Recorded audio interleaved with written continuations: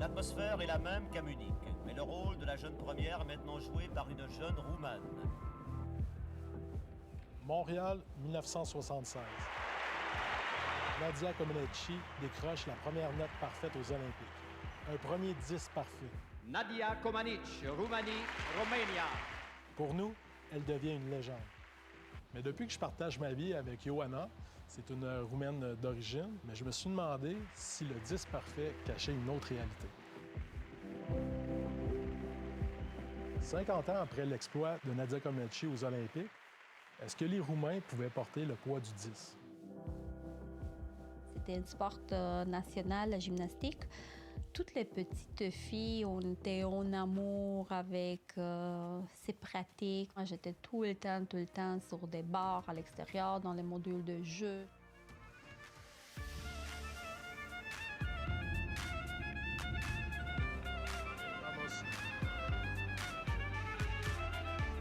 Lors d'un récent voyage en Roumanie, j'ai accompagné ma conjointe dans sa ville natale de Cluj-Napoca.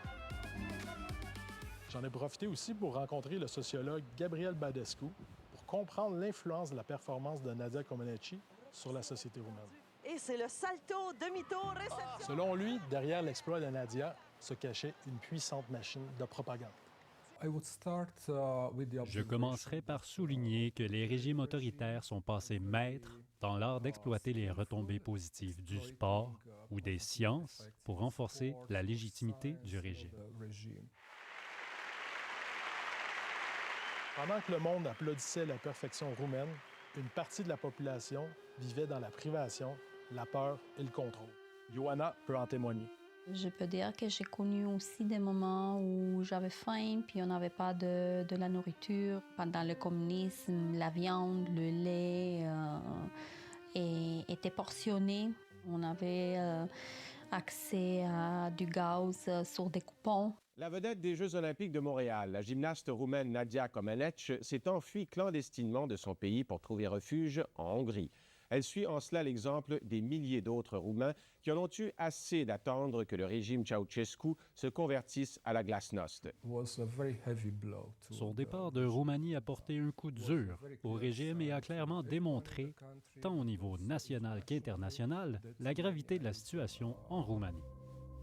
Moins d'un mois après la fuite de Nadia, le régime de Ceausescu s'effondre. Mais ça n'a pas effacé du jour au lendemain des décennies de régime communiste. Aujourd'hui, les Roumains sont persuadés d'avoir enfin ouvert à leur pays une nouvelle ère. Nous espérons avoir un avenir tout à fait remarquable.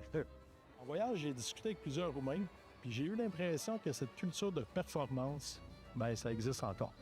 J'avais 7 ans et 1 mois quand j'ai commencé l'école. Fait que 1 an après le tombé du système. Mais on portait toujours les mêmes uniformes qu'avant le tombé officiel du système. La discipline, la performance était exercée dans toutes les sphères de la vie. Ça faisait partie de notre naturel.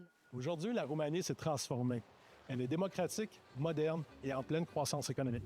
C'est un pays qui, en ce moment, est en expansion et prospère. Ma ville est une ville technologisée, en plein développement. On peut dire même que l'opulence est présente à tous les niveaux. Ces valeurs qui étaient inoculées, développées, entretenues par le régime communisme, ils traînent encore aujourd'hui. Pour Gabriel Badescu, cette quête du sommet cache l'envers de la médaille. Dans le contexte roumain, je pense que c'est problématique que nous restons attachés aux résultats exceptionnels, ce qui nous empêche de nous intéresser aux gens ordinaires. Pour illustrer mon propos, le deuxième homme le plus âgé du monde est actuellement roumain, ce qui est une belle réussite et pourrait nous rendre fiers. Nous pourrions nous attacher à son cas, mais ce serait regrettable que ça nous fasse oublier que l'espérance de vie des hommes en Roumanie est parmi les plus faibles de l'Union européenne. 50 ans plus tard, la Roumanie célèbre son athlète d'exception. Mais le sociologue Gabriel Badescu met en garde contre les risques d'une glorification du passé. Nous avons des partis et des acteurs politiques qui tentent d'instrumentaliser le passé et la nostalgie qui l'entoure afin de légitimer leurs actions et de gagner des voix. Alors, lorsque la société se penchera sur le succès de Nadia Comaneci, certains diront, sans doute, que ce n'était pas si mal, puisqu'elle a réussi à atteindre un résultat remarquable.